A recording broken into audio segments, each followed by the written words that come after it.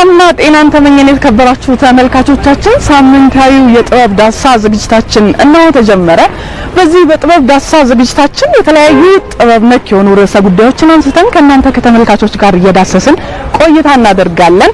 እንደተለመደው ዛሬም ሁለት ርዕሰ ጉዳዮችን አንድ ከሀገር ውስጥ እንዲሁም ከውጪ አዘጋጅተናል። ስንታየው ጩን አሰናድቷል። ከሀገር ውስጥ በሻቷል። ጥሩ ቆይታ እናሳልፋለን ብዬ ተስፋ አደርጋለሁ። ዛሬ ከስቱዲዮ ጣብለን ፒያሳ አካባቢ ተገኝተናል። እዚህ መዲናችን አዲስ አበባ ላይ የተለያዩ የስነ ጥበብ ማዕከላት እንዳሉ ይታወቃሉ። በእንግሊዘኛው ጋለሪ የምንለው ማለት ነው። እነዚህ የስነ ጥበብ ማዕከላት በተለያዩ ጊዜ የተለያዩ ኤግዚቢሽኖችን እያዘጋጁ ለስዕል አፍቃሪያን በራቸውን ክፍት አድርገው ያስጎበኛሉ። እነሆ እዚህ አካባቢ ፒያሳ ላይ ያለ አንድ የስነ ጥበብ ማዕከልም ሰሞኑን ያሰናዳው ኤግዚቢሽን ነበረ። ጉራማይኔ ይሰኛል ይህ የስነ ጥበብ ማዕከል። ወደዛ ጎራ ብለን የተሰናዳው ዝግጅት ምን ይመስል ነበር፣ ምን አይነት ስራዎች ቀረቡበት፣ እነማንስ ናቸው ያሰናዱት ብለን ይህን ዝግጅት አሰናድተናል። እሱን ተከታትለን ተመልሰን እንገናኝ። ተመልካቾቻችን ጥሩ ጊዜ፣ መልካም ቆይታ።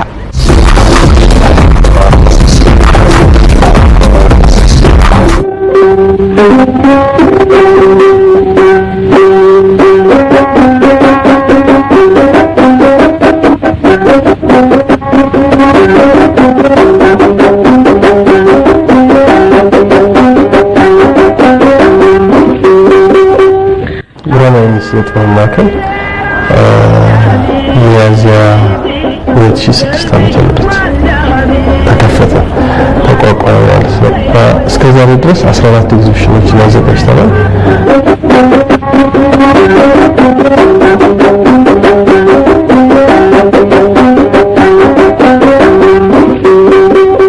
ይህን ኤግዚቢሽን እንዳዘጋጅ መነሻውንም ከዚህ ጋር ነው። በስተጀርባ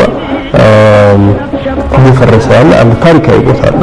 ወይ በረሃ የሚባል ማለት ነው። በጣም ሂስቶሪካል ቦታ ነው።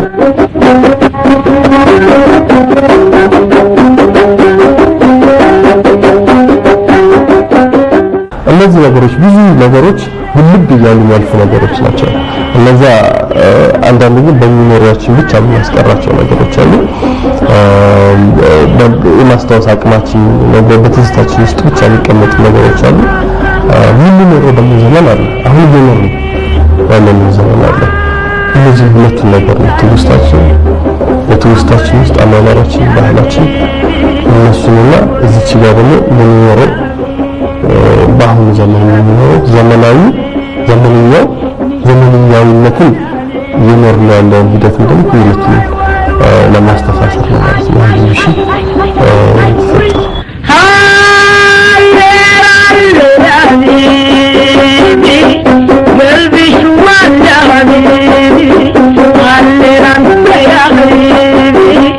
ኤግዚቢሽን ውስጥ የነበረው ነገር በጣም በርካታ የነበሩትም ሰዓሊዎች ብዙ ጊዜ ግሩፕ ሰዓሊዎች ሲመጡ የሚያጋጥመው ነገር እዚህ ውስጥ ማጋጥሟል። ግን የዚህ በጣም ለየት የሚያደርገው የተለያዩ አይነት ቅርጾችን፣ መልኮችን፣ ከለሮችን ይዞ የመጣ የስዕል አይነት ነው። የኤግዚቢሽኑ ርዕስ ወይም ደግሞ የኤግዚቢሽኑ ስያሜ ብልብታዎች በዘመናዊነት ነው ብሏል።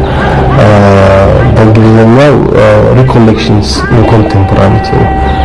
ሁለት ነገሮች ናቸው እዚህ ውስጥ ያሉት። ትውስታ አለ፣ እዛ ደግሞ ዘመን አለ፣ የምንኖረው ዘመን አለ። ሁለቱም ነገር ነው የኤግዚቢሽን ሊያገናኙልን የሚሞክረው።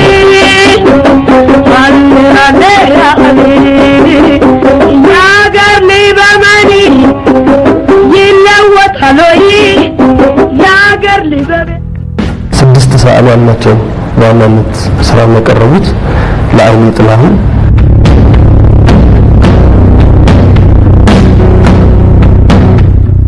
እንግዳዬ ለማ፣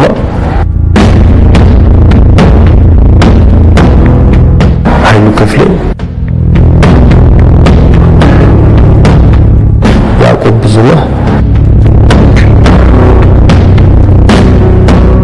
ኪሩቤል መልኬ እና ናኦድ ክፍሌ ናቸው ስራዎቻቸውን ያቀረቡት።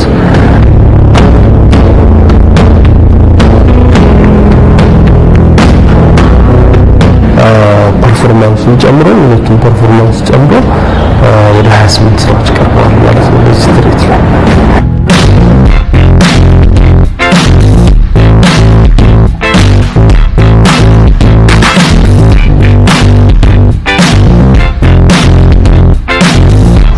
ስራዎችን ነው እየቀረብኩት።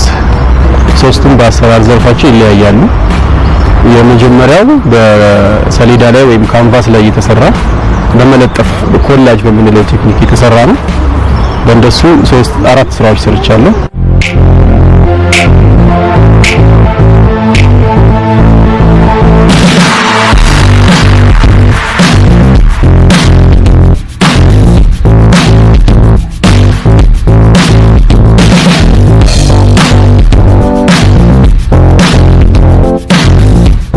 ሌላ ሁለተኛው ደግሞ ፐርፎርማንስ አርት ወይም ደግሞ በመከወን ቁሳቁስን በመጠቀም የኔን ሰውነት በመጠቀም የሰራሁት ስራ ነው።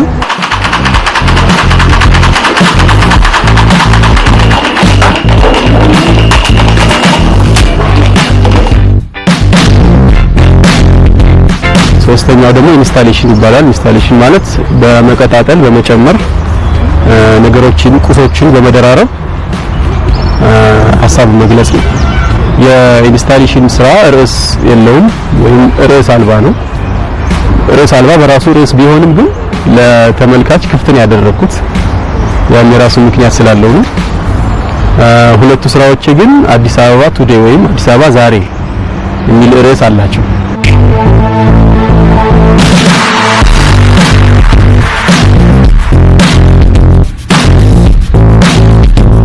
በተለይ ፐርፎርማንስ አርቱና ኢንስታሌሽን አርትስ የምንለው ሁለቱ ሐሳባቸው ተመሳሳይ ሆኖ ገለጻቸው ነው የሚለያየው። ሐሳባቸው ምንድነው? እኔ በትልቁ ትኩረት ማንሳት የፈለኩት ሲስተም ላይ ነው ወይም ሂደት ላይ። በየትኛው መንገድ ብንሄድ ሂደቱ የተሳካ ከሆነ መጨረሻ ላይ የምናገኘው ውጤት ጥሩ ይሆናል ብዬ አስባለሁ። እና በዛ ሂደት ውስጥ ግን አካሄዳችን ወይም የሲስተሙ ጉዳይ መልካም ካልሆነ ወይም ደግሞ ጥያቄ የሚፈጥር ካልሆነ በየሲስተሞቹ መሃል የሚገባው ባለሙያ ለሚገባው ቦታ ላይ ካልተቀመጠ በየመሃሉ የሚጎዳ ሰው ይኖራል። መጨረሻ ላይ የምንፈልገውን ውጤት አናገኝም። እና ያንን በተለይ ትኩረት አድርጌ ለማንሳት ነው የፈለኩት።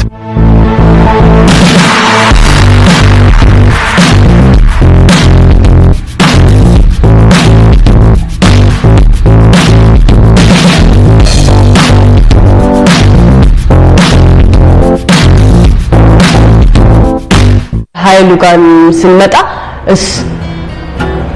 ኃይሉ ምናልባት ሲጠቀለልና ራሱን ሲከልለው ኢንተርፕሬት ያደረጉ ሰዎች ነበሩ።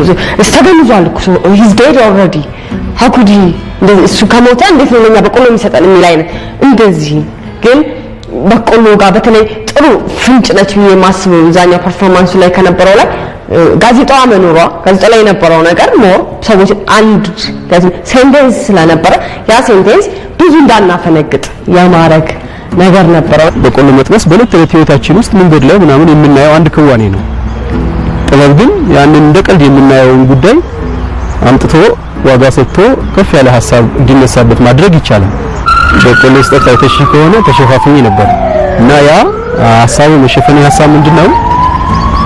የሆነ ሰው ጋር ብቻ እንዲቀር ሳይሆን ሐሳቡ ማንኛውም ሰው ሊሆን ይችላል።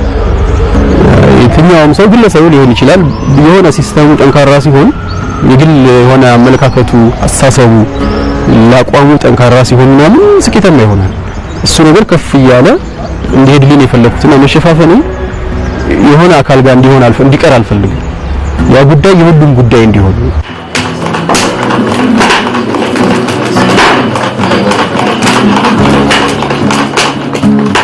ስዕሎች ውስጥ የነበረው ቲም ምንድነው ብለን ስንል ዘመኑ የምናይበት ለምሳሌ ያጣናቸው እነዚህ ቤቶች እየፈረሱ ነውና ሚሲንጋቸውን እዛ ውስጥ ታየዋለሽ። የከለር ኮምቢኔሽኖቹን ስታያቸው እዛ ውስጥ ያለውን ነገር የሚጠኑ ናቸው። እንደ ኢዝም ይሄ ዘመን ይሄ ኢዝም ነው የነበረው ልክ ናቹራሊዝም ሪያሊዝም ምናምን እንደምንላቸው ምናጠና ሆኖ ግን ኮንቴምፖራሪ ውስጥ የሚገቡ ምን ወጣቶች ዘመናቸውን ያጁበት ኤግዚቢሽን ነው ያስባል።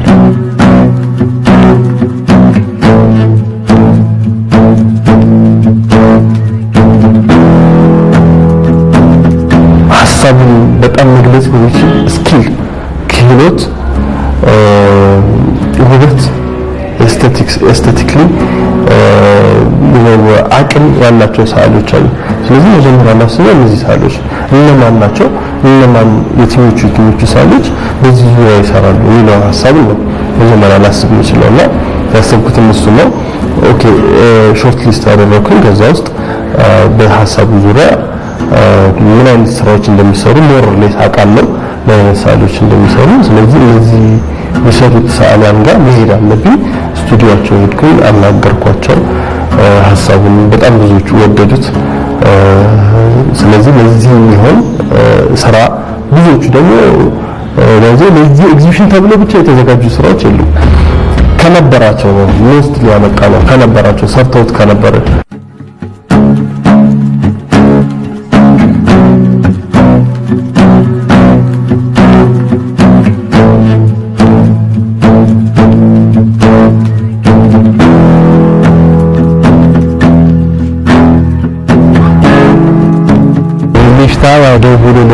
በዚህ በተጠቀሰው ርዕስ ስር የሚሰሩ ሰዓሊዎችን ሲመርጥ አጋጣሚ ከዛ ጋር የሚሄዱ ስራዎችን ከዚህ በፊትም ኤግዚቢሽኖች ላይ አይተው ስለነበረ ኮንታክት አደረገኝና አቀረብኳቸው ማለት ነው።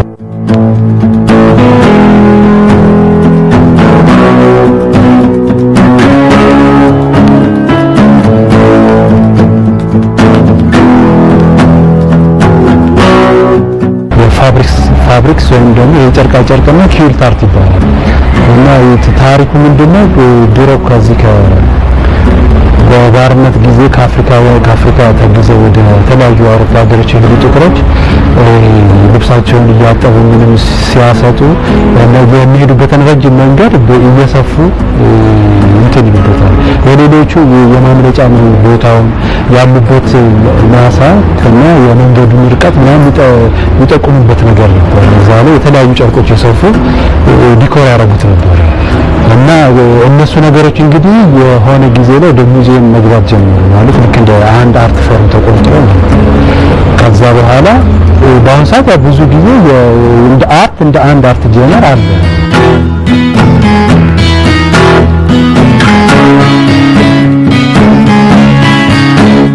የምታያቸው እነዚህ ሌብሎች አሉ፣ የልብስ ላይ የምታያቸው ሌብሎች አሉ። እነሱ ላይ ያለ ኢንፎርሜሽን አለ አይደለ? የተሰሩበትን ሀገር ምናምን ምን ይነግሩሻል።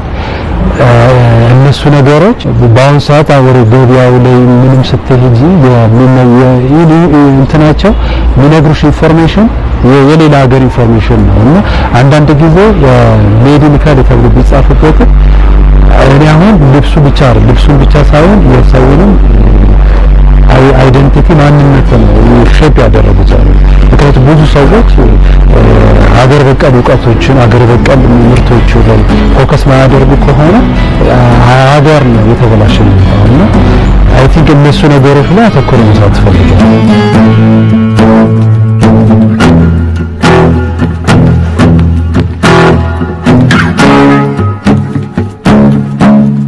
እንግዲህ ያው የኮንስትራክሽን መገልገያ ነው ባሪላ። ያው እሱ ላይ ጥበቦች ተጠምጥሙበት ሃንድ ሜዶች ናቸው ብዙዎቹ።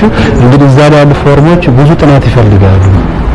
ፎርሞቹ የያዙት እንትን ማለት ነው። ግን ምንድነው በእኛ ሀገር የሚሰሩ ናቸው እነዛ ጨይ ማቴሪያሉ በእኛ ሀገር የሚሰሩ ጥበቦች ናቸውና አሁን እኛ በእነሱ ላይ ነው ሌላ እውቀት የጨመርነው። ሌላ እውቀት መጨመር ጥሩ ነው፣ ግን አንዳንድ ጊዜ ባለሽ አንቺ መጠቀም በምትችይበት ባለን እጃችን ላይ ያለ ነገር ላይ ምን ጨምረው ነገር ትንሽ ሶሳይቲን እንትን ይበርዛል ብዬ አስባለሁ እና እሱ ነገር ለመግለጽ አስመጥተው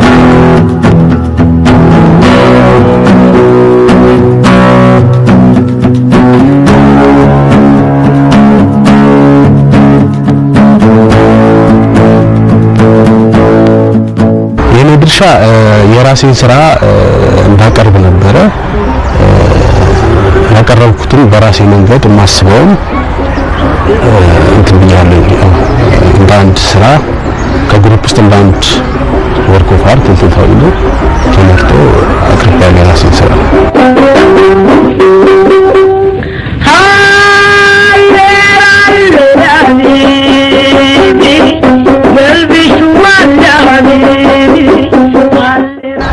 ስሙ ፐርፎርሚንግ ይባላል።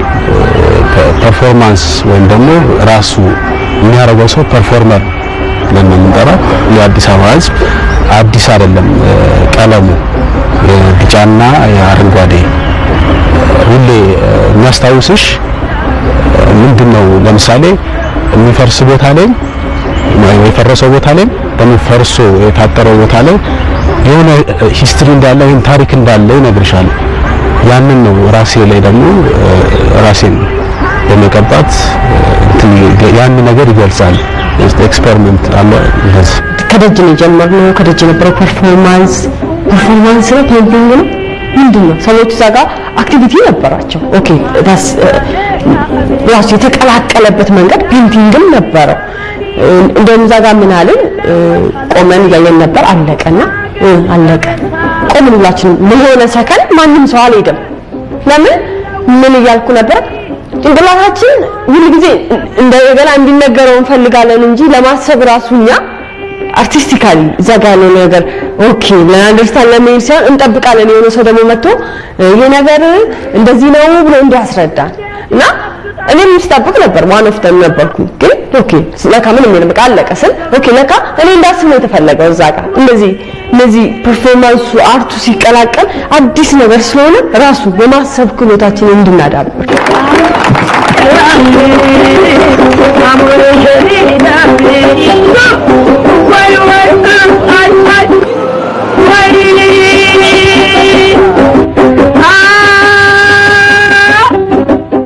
ሰው የሆነ ነገር ያህል እና እንትን አይደለም ማለት የመጠየቅ እንጂ ምንድነው ብሎ እንትን የማድረግ ነገር የለም። ያንን በግዝብ ያለው የሚያውቀውን ነገር ነው የሚልሽ።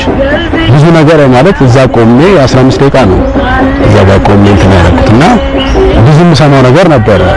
ግማሹ ማለት የኢትዮጵያ ብሔራዊ ቡድን እንደዚህ የሚልሽ አለ። ግማሹ በኋላ ደግሞ ከሄደ በኋላ ለካስ እንደዚህ ነው ብሎ ደግሞ የሚያስብ ይኖራል።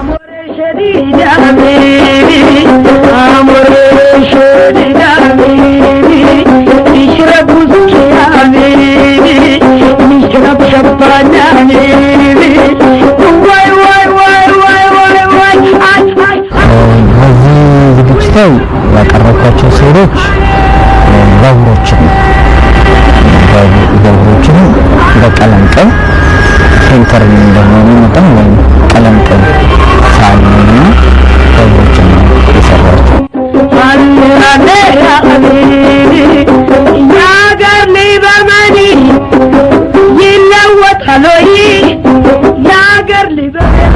የስዕሉን ርዕስ በእንግሊዝኛ ኖስታልጂያ ነበር ያልኩት። በአማርኛ ፊቱን ብናየው ያለፉ ትዝታዎችን መናፈቅ ነው እና በዛ ጉዳይ ላይ ተወልጄ ያደግኩት ድሬዳዋ ነው እና ድሬዳዋና ባቡር የሚያገናኙ ብዙ ነገሮች አሏቸውና ለዛም ነው ምርጫ የማቅረብ ነገር ያደረኩት።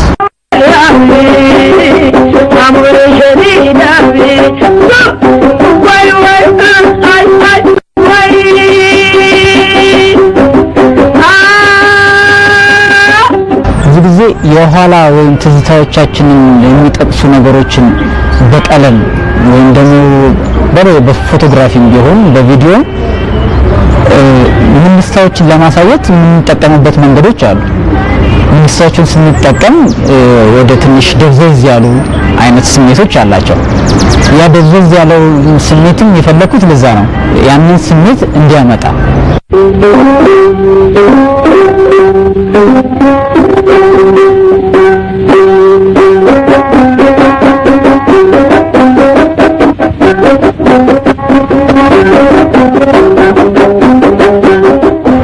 የሰው ምላሽ ያው እንደ ሰው ሁሉም ነገር ይለያያል። በዛም ምክንያት ቀጥታ ማለት የፈለኩትን ነገሮች ርዕሱን ሳያው ራሱ ርዕሱን የቀሩልኝ ሰዎች ነበሩ እና አግኝቼዋለሁ ማለት ነው የሚለውን ነገር ደስ ብሎኛል። እኔ በጣም ደስ የሚል ኤግዚቢሽን ነው እንዳጠቃላይ ማለት ነው። ምክንያቱም የተሳተፍነው ሁላችንም ጥበብ ባለሙያዎች፣ ሰዓሊዎች የተነሳውን ርዕስ ሳንለቅ የተለያየ አይነት አቀራረብ ያቀርበን የነበረው እና በወቅቱ የነበረው ታዳሚ በጣም ደስተኛ ነበረ። ኤግዚቢሽኑም ከታየ በኋላ ውይይቶች በግልም እንደዚህ 2-3 እየሆንን ስናወራ ነበር። ቫራይቲው ወይም አንድን ሀሳብ በተለያየ መንገድ ለመግለጽ መቻሉ በጣም ትልቅ ጥንካሬ ነው ኤግዚቢሽኑ። ዲፍረንት ሁለት ሰዎች ዲፍረንት ፐርስፔክቲቭ ተረድተዋል። ይሄ ለውጥ የማይቀበል ለውጥን ሬዚስት የሚያደርግ የህዳሴውን የሚቃወም ሀሳብ ነው ብሎ ቶታሊ አርጊው ሲያደርግ የነበረ አንድ ሰው ነበር። ምክንያቱም በቃ እነዚህ ሁሉ ያረጁ ናቸው። እነዚህ ቤቶች ውስጥ ያሉትን እንትን እንዴት ነው የምኖርበት እዚህ ቤት ውስጥ ለምን እዚህ ቤት ውስጥ ነው የምሰቃየው? ለለውጥ አለመነሳት ነው እዚህ ናፋቅ ያደረገን ሀሳብ አለ። አጥሲም ደግሞ ማንነታችን እያንዳንዱ ቤት ውስጥ ምን ያህል እንዳለ የኛ ማንነት እዚህ የተደራረበው ሸክም የመቻሉ ጋር የመቻቻሉ ውስጥ እዚህ ችግር ውስጥ የመፋቀር ውስጥ እዚህ ችግር ውስጥ አብሮ የማሰብ ውስጥ እዚህ ችግር ውስጥ የመነሳት ማንነት እንደሆነ ስንታይም የሚያወራ ይሄ የኛ ማንነት ነው ብሎ የሚያነሳ ይሄ ቶታሊ ለጥና ለማፈረቅና የማንነት ኢንተርፕሬቴሽን እስ ደስ እዛው ጋር የነበረው ነገር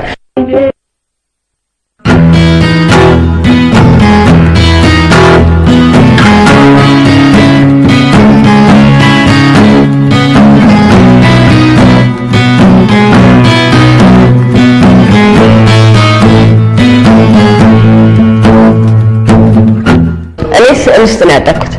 የእናት አባት ሰዓሊ ነበሩ። ከዛ እናቴ ሰዓሊ ነች።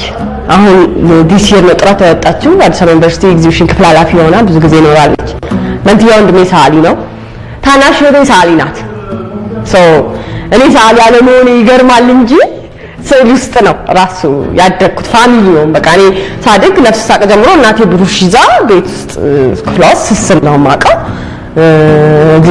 አዲስ አበባ ዩኒቨርሲቲ ሆኖ ድሮ ስነ ጥበብ በእውነት የጀመረው ኤግዚቢሽን ቀን አበባ መቀስ የምሰጠው እኔ ነኝ። እዚህ ስዕል ውስጥ ነው ያደኩት። ብቻ ስዕል ሳይ አትሊስት ጥሩ ስዕል አያለሁ ብዬ አስባለሁ። አልሳለው እንጂ በፊት ለምሳሌ እናቴ ስዕል የሚገዙ ሰዎች ሲመጡ ቤታችን ነው ቤት እንግዳ ይመጣና ስዕሎቿ ደርደሩና ምናምን የሚታይ ኤግዚቢሽን ካላወጣች ምክንያቱም ኤግዚቢሽን ለማውጣት ብዙ ጊዜ ነው የሚፈጀው። ወይ ብሔራዊ ሙዚየም ነው ወይ ምናምን ወይ ምን የለም ቦታ ይሄ ነበር ትሬንዱ የነበረው። አሁን ግን ምን አለ አትሊስት ስፔስ ተጀመረ። ኦኬ ስፔስ ደግሞ ከተገኘ መታያ ቦታ ከተገኘ ደግሞ ስፔስ እንዳለ መታወቅ ደግሞ አለበት። ኦዲየንሱ እንዲመጣ የሚያይበት ቦታ እንዳለ እንዲያውቅ ለዚህ ላይ ፕሮሞሽን መሰራት አለበት ብዬ አስባለሁ።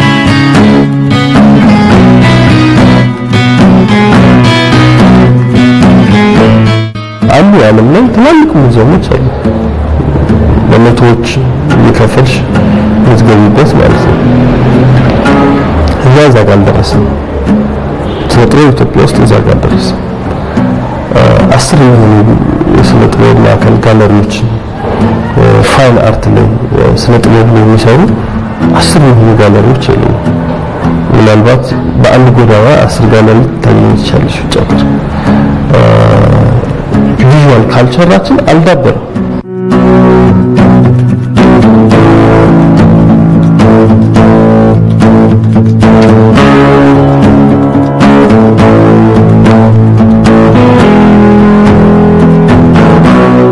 ሁላችንም የምንዝናናበት ህይወታችንን፣ ኑሯችንን፣ ማንነታችንን በስዕል የምናይበት ሰዓሊ የሚስልበት የሚነግረን እኛ ለማሰብ አንደርስታንድ ለማድረግ የምንቀባበልበት የውበት ቦታ ይሆናል ብዬ አስባለሁ። ብዙ ይኖረናል ብዬ ገምታለሁ። ከዚህ በኋላ እንደ ጥሪ አድርጌ ማቀርበው ነገር ቅድም ያልኩትን ነገር ወደ ተሻለ ስለጥም ወደ ተሻለ ደረጃ ይዞት ወዱ የመንግስትም የጋለሪዎችም የሳሊያንም የባለሀብቱም ሶሻሊ ሪስፖንሲብል ወይም ደግሞ ማህበራዊ ኃላፊነታችንን እንወጣለን ብለው የሚያስቡ ድርጅቶች ኃላፊነት ብቻ ሳይሆን ዜጋ ደግሞ ማንኛውም ዜጋ ደግሞ ማንኛውም የህብረተሰብ ክፍል ደግሞ መጥቶ ጋለሪዎች ውስጥ መጥቶ ቢመለከት ለራሱ የሚጨምረው ባሉ ያለው እይታውን አስተሳሰቡን ሼፕ ከማድረግ አንፃር ቅርጽ ከማስያዝ ከማስፋት አንፃር ትልቅ አስተዋጽኦ ስላለው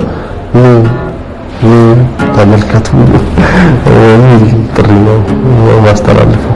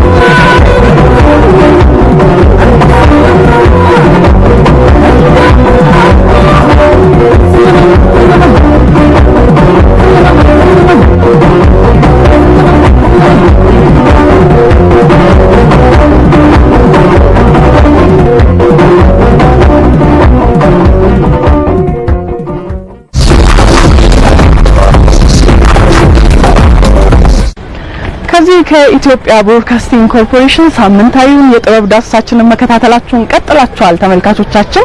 እኛም እዚህ ራስ መኮንን ድልድይ 70 ደረጃ አካባቢ ተገኝተን የጥበብ ዳሰሳችንን ወደ እናንተ ማድረሳችንን ቀጥለናል።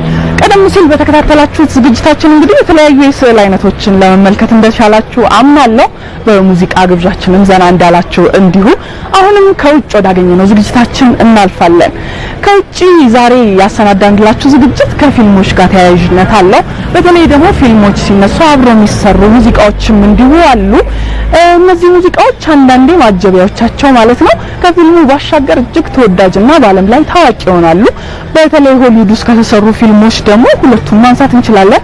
ቦዲጋርድ ለተሰኘው ዜማ በዊትኒ ሂውስተን የሰራችለት ዜማ ዓለም ላይ እጅግ ተወዳጅ ለመሆን የቻለ ዜማ ነው። እንዲሁም ደግሞ ሴሊን ዲዮን ለታይታኒክ የሰራችውንም ዜማ ማንሳት እንችላለን። ከዚህ ባሻገር ግን ፊልሞች የተለያዩ ሙዚቃዎችን ይጠቀማሉ። ስለነዚህ ሙዚቃዎች አተኩሮ ስንታየው ያሰናዳውን ዝግጅት ነው በተከታይነት ወደ እናንተ ወደ ተመልካቾቻችን እናደርሰው። አሁንም በአክብሮት እንድትከታተሉት ጋብዛለሁ። መልካም ጊዜ።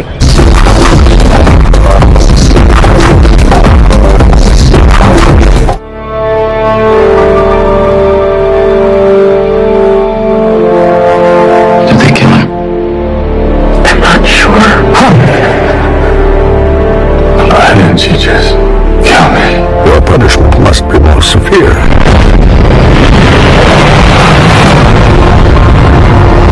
Where do we begin? A year ago, these cops and lawyers wouldn't dare cross any of you. I mean, what happened? በዚህ ዘመን በፊልም ኢንዱስትሪ የሚሰሩ የተለያዩ ጉዳዮችን የሚያነሱ ፊልሞች የጊዜውን የሰው ልጆች የዘመናዊነት ልቀት ይናገራሉ። በፊልሞቹ የሚነሱ ርዕሰ ጉዳዮችን በበቂና በሚፈለገው መልኩ ከተመልካቾች ዘንድ ለማድረስ በርካታ ተግባራት ይከናወናሉ። በምስል ላይ ከሚታየው የፊልም መስሪያ መንገድ ምስሉን በመደገፍ መልእክቱን በሰዎች ዘንድ በማስረጽ ረገድ የድምጽ ግብአት ነገር ዋነኛው ነው።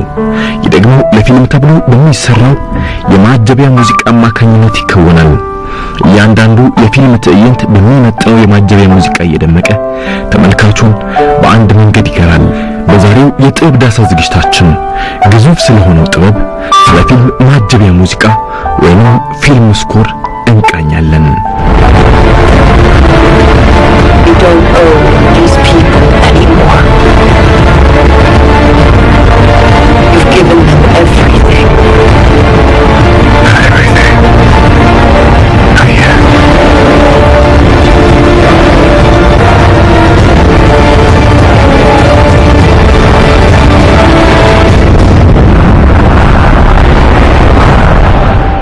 በፊልሙ ዓለም የሚሰሩ ፊልሞች ብቻ ተብለው የሚሰናዱ ማለትም ድርሰቱ ቅንብሩ ለአንድ ፊልም ብቻ ተብሎ የሚዘጋጅ የፊልም ሙዚቃ፣ የፊልም ማጀቢያ አሊያም ፊልም ስኮር የሚል መጠሪያ ይሰጠዋል።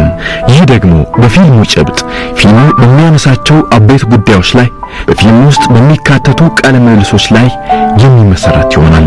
ከዚህም በተጨማሪ የፊልሙ ትዕይንቶች መቀያየር፣ ትዕይንቶቹ ሲቀያየሩ እንደሚያነሷቸው ይዘቶች የሚሰራው ሙዚቃ ይገኛል። እንዲሁም የፊልም ድምጽ ማሳመሪያዎች ወይም ሳውንድ ኢፌክትስም ከግምት ውስጥ የሚገቡ ጉዳዮች ናቸው። ይህ ደግሞ እንደ አጠቃላይ ከፊልሙ ደራሲና ዳይሬክተር በተጨማሪም ከሙዚቃ ቅንብር ባለሙያው ጋር በጋራ የሚከወን ተግባር ነው። ብዙውን ጊዜ የፊልም ይዘትና የሚፈለጉት ጉዳዮች ከፊልሙ ደራሲዎችና ዳይሬክተሮች ጋር ውይይት ከተደረገ በኋላ የሙዚቃ ስራው በአንድ አሊያም በርከት ባሉ የሙዚቃ አቀናባሪዎች አማካኝነት ሊሰራ ይችላል። Feel real while we're in them. It's only when we wake up that we realize something is actually strange. It's your responsibility. You're not prepared for this.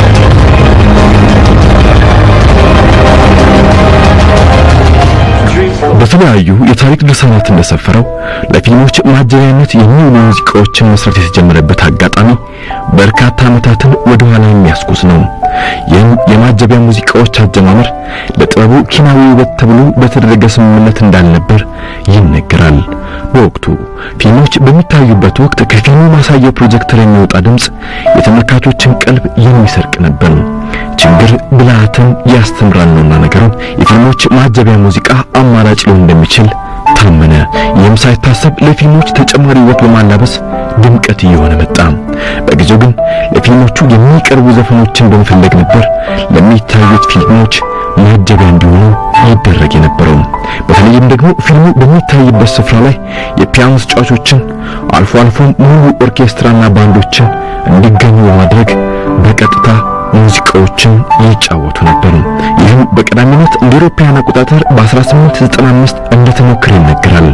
ከዚያን ጊዜ ጀምሮ በሂደት ተግባሩ የተለመደ ሊመጣ ችሏል። በዚህ መልኩ ዘ ኦሲን ማኑፋክቸሪንግ ካምፓኒ የፊልም ሙሉ ማጀቢያ ሙዚቃ ማሰራት ቻለ። ይህም እንደ አውሮፓውያን አቆጣጠር በ1994 ዘ ፎል ኦፍ ኤ ኔሽን፣ ዘ አሳሲኔሽን ኦፍ ዘ ዳክ ኦፍ ግሬስ የተሰኙት ፊልሞች እስከ 1920ዎቹ ባለው ጊዜ ውስጥ ማጀቢያ ሙዚቃ የተሰራላቸው ፊልሞች ናቸው።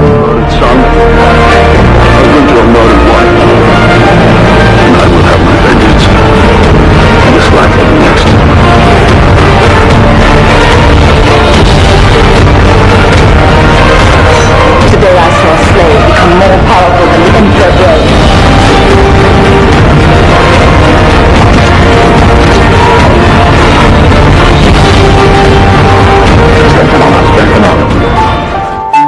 አሁን ላይ በብዛት የምንመለከታቸው ፊልሞች ላይ በግብአትነት የምንሰማቸውና በምስል ላይ ከሚታዩት ትዕይንት እኩል ልብን ሰቅዘው የሚይዙ የማጀቢያ ሙዚቃዎች ብዙ ወጪ የሚወጣባቸው በእጅጉም የሚለፋባቸው ናቸው። በርካታ የድምጽ መሐንዲሶች የሚሳተፉባቸው በሙሉ የሙዚቃ ባንድ አሊያም በኦርኬስትራ የሙዚቃ ባለሙያዎች የሚሰሩ እንዲሁም በርከት ያሉ ድምጻውያን አሊያም ህብረ ዘማሪያን ወይም ኳየርስ አማካኝነት የሚሰሩ ሊሆኑ ይችላሉ።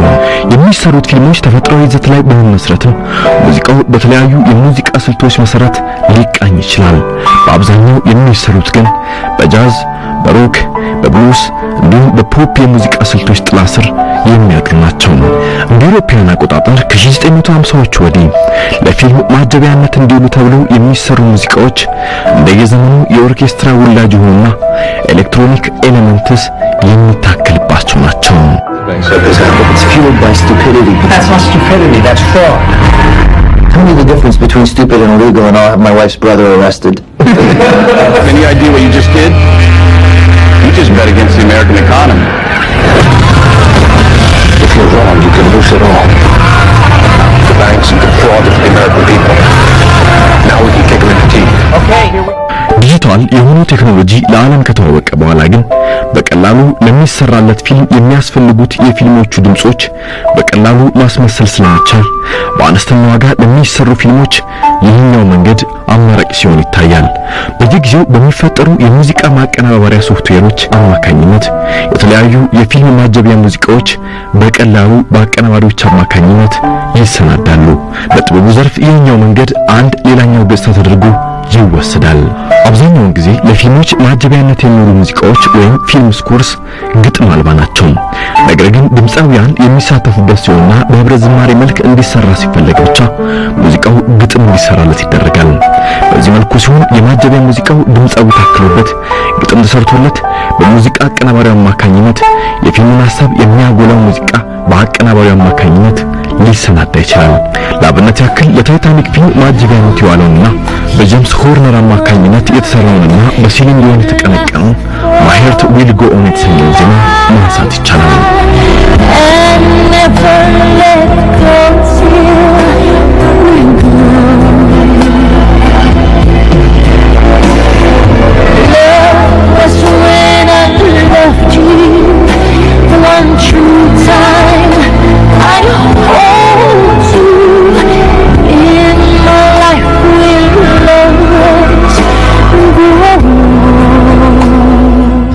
በዚህ መልኩ ዘመን እየተሻገረ የመጣው ይህ የጥበብ ዘርፍ አሁን ላይ በፊልሙ ዓለም ትልቅ ትኩረት የሚሰጠው ዘርፍ መሆን ችሏል።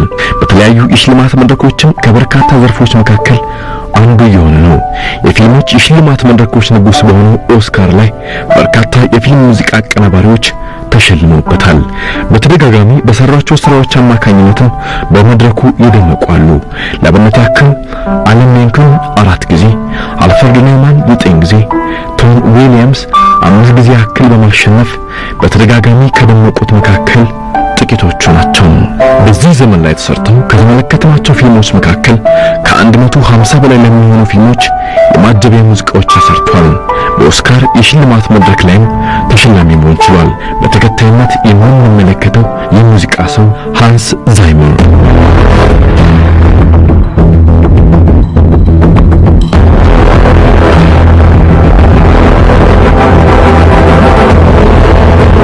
put a musician into a great acoustic environment, they automatically will get feedback from that environment and play better. ሃንስ ፍሎራይን ዛይመር ጀርመናዊ የሙዚቃ አቀናባሪና የቅጂ አዘጋጅ ነው። በአውሮፓውያን አቆጣጠር በ1957 የተወለደው ይህ የሙዚቃ ሰው ከ1980ዎቹ ወዲህ ያቀናበራቸው የፊልም ሙዚቃዎች በርካታ ናቸው። ዘ ላየን ኪንግ እንደ አውሮፓውያን አቆጣጠር በ1994 አካዳሚ አዋርድ ፎር ቤስት ኦሪጂናል ስኮር ማሸነፍ የቻለው ፒሬትስ ኦፍ ዘ ካሪቢያን፣ ዘ ቲን ሬድ ላይን፣ ግላዲያቶር፣ ዘ ላስት ሳሙራይ እና ዘ ዳርክ ናይት ትራዮሎጂ የተሰኙት ፊልሞቹ በአበይትነት የሚጠቀሱ ናቸው።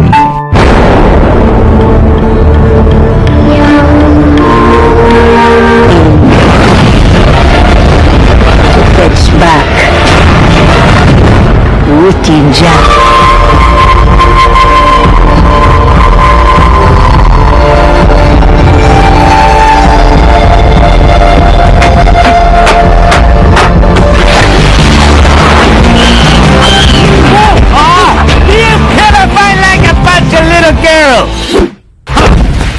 Chimichanga! These pillars are filled with baby Chihuahua!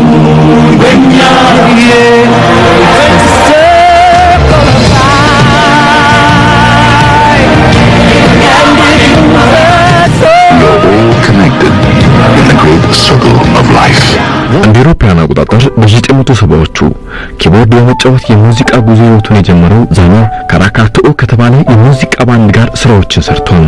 በለንደን ከተመሰረተው ዘ በግልስ ከተሰኘው ባንድ ጋር እንዲሁም እስከ 1980ዎቹ መጀመሪያ ድረስ ሃንስ ዛይመር የተለያዩ የሙዚቃ ነጠላ ስራዎችን እንዲሁም አልበሞችን አቀናብሯል።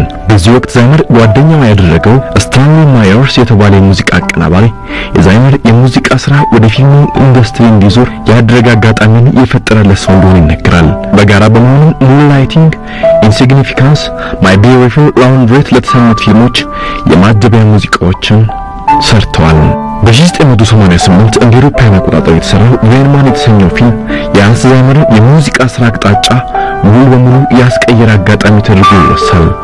የዚህን ፊልም ማጀቢያ ሙዚቃ ዛይመር ካቀናበረ በኋላ በሆሊውድ የፊልም ዓለም ውስጥ በማጀቢያ ሙዚቃ ረገድ ብዙ የሚሰራ ባለ ተስፋ መባል ቻለ።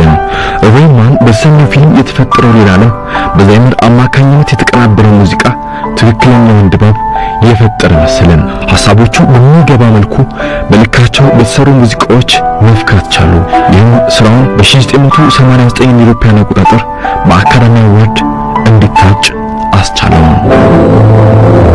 6 bass trombones, 6 tenor trombones, 4 tubas in the middle, and 6 French horns above.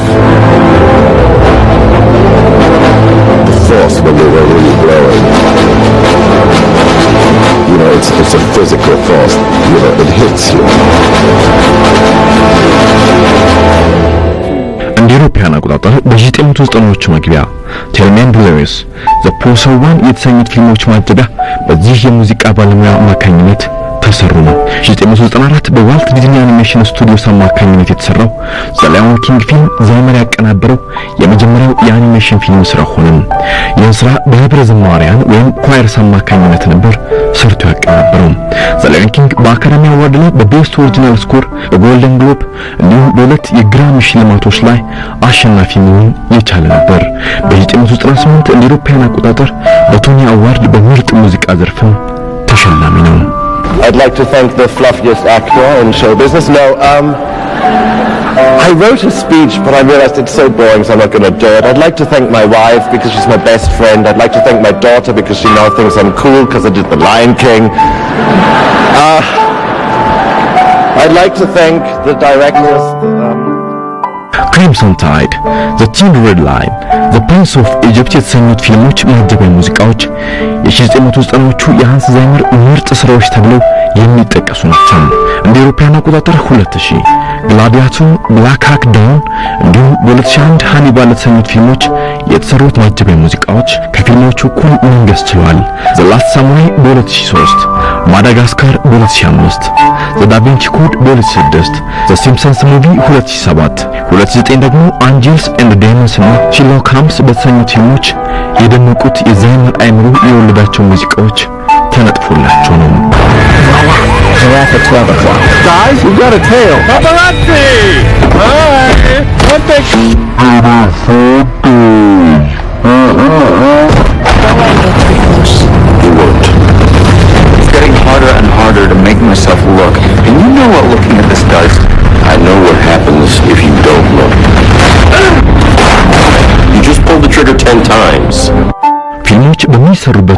ከፊልሞቹ ደራሲዎች፣ ዳይሬክተሮች አሊያም ፕሮዲውሰሮች ጋር ተነጋግረው በመግባባት ረገድ የተዋጣለት እንደሆነ ሃንስ ዛይመር ይነገርለታል። ይህን ደግሞ በርካታ ስራዎቹ ላይ ማስመስከር ችሏል። በእጅጉ ትዕግስት የሚጠይቁ ብዙ የሚያለፍ የሚመስሉ ስራዎች ዛይመር ለፊልሙ ጥበብ አበርክቷል። ለአብነት ያክል ተደጋግሞ የሚነሳው የፒሬትስ ኦፍ ዘ ካሪቢያን ፊልሞች ስራ ነው። ሶስቱ ማለትም ፒሬትስ ኦፍ ዘ ካሪቢያን ዴድማንስ ቼስት 2006 ላይ፣ ፒሬትስ ኦፍ ዘ ካሪቢያን አት ዎለርስ ኤንድ 2007 እንዲሁም ፒሬትስ ኦፍ ዘ ካሪቢያን ኦን ዘ ስትሬንጅ ታይድስ የሃንስ ዛይመርን የሙዚቃ ብቃት ልክ ያሳዩ ናቸው ተብሏል። Why should I sail with any of you? 4 of you have tried to kill me in the past. One of you succeeded. And now they face extinction.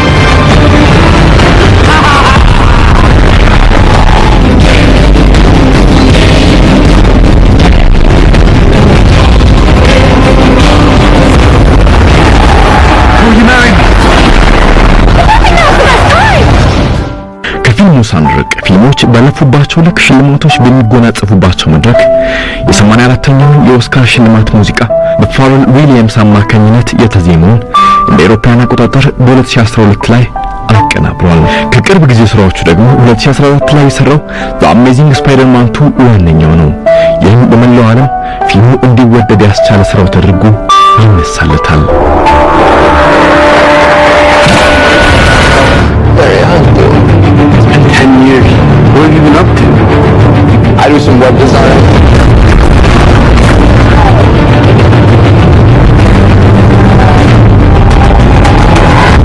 ክቡራትና ክቡራን ተመልካቾቻችን በዛሬው የጥበብ ዳሰሳ ዝግጅታችን የፊልም ስኮርን በተመለከተ ያሰናዳነው መሰናዶ እስካሁን ይመስል ነበር።